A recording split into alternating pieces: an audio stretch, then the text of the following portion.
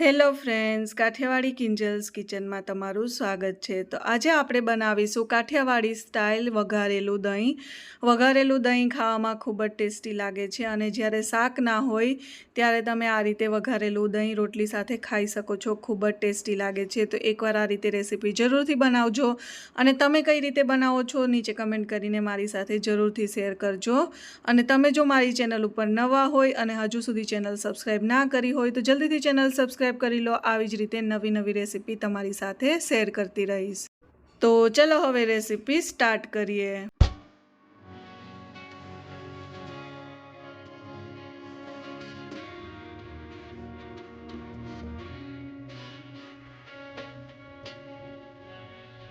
તો સૌપ્રથમ એક કઢાઈની અંદર આપણે થોડું તેલ લેશું અને તેલને ગરમ થવા દઈશું। જેવું તેલ ગરમ થાય એટલે સૌપ્રથમ આપણે એની અંદર જીરું ઉમેરીશું। તો 1 ચમચી જેટલું જીરું ઉમેર્યું છે। જીરુંને તેલમાં સારી રીતે પકાવવાનું છે।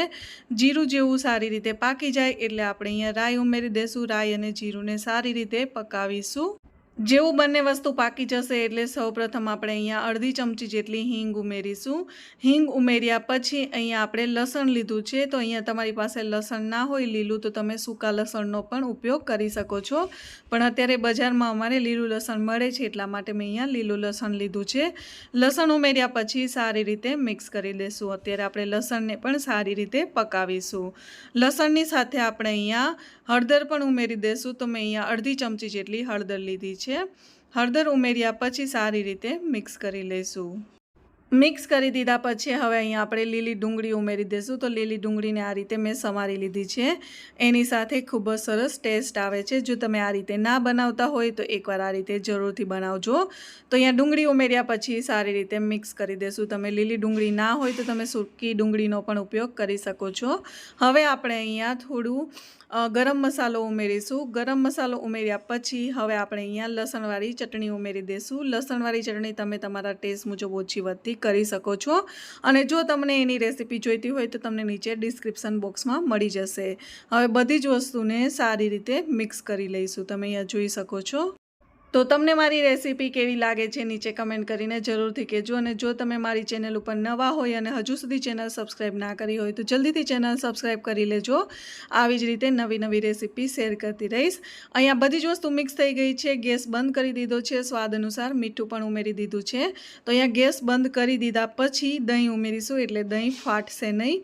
તો અહીંયા તમે જોઈ શકો છો જે આપણે બધો મસાલો તૈયાર કર્યો છે એ ઠંડો થઈ ગયો છે। તો અહીંયા આપણે દહીં ઉમેરી દઈશું। તો મેં અહીંયા ઘરનું બનાવેલું દહીં લીધું છે। તમે કોઈ પણ લઈ શકો છો, બહાર મળે એ પણ। તો અહીંયા દહીં ઉમેર્યા પછી સારી રીતે મિક્સ કરી દઈશું। તમે અહીંયા જોઈ શકો છો ગરમ નથી એટલા માટે દહીં ફાટતું પણ નથી, સરસ રીતે મિક્સ થઈ ગયું છે। તો અહીંયા આપણે સારી રીતે પહેલાં મિક્સ કરી દઈશું। ખૂબ જ આસાનીથી બની જાય છે, ખૂબ જ ટેસ્ટી પણ લાગે છે અને ઉનાળામાં દહીં ખાવામાં પણ સરસ મજા આવે છે।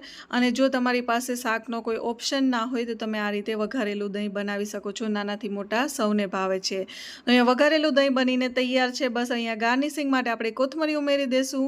કોથમરી ઉમેર્યા પછી સારી રીતે મિક્સ કરી દઈશું અને એક વાસણની અંદર સર્વ કરી લેશું। તો કેવી લાગી મારી આજની રેસીપી? જો વિડીયો ગમ્યો હોય તો વિડીયોને લાઇક, શેર અને ચેનલને સબસ્ક્રાઈબ જરૂરથી કરજો।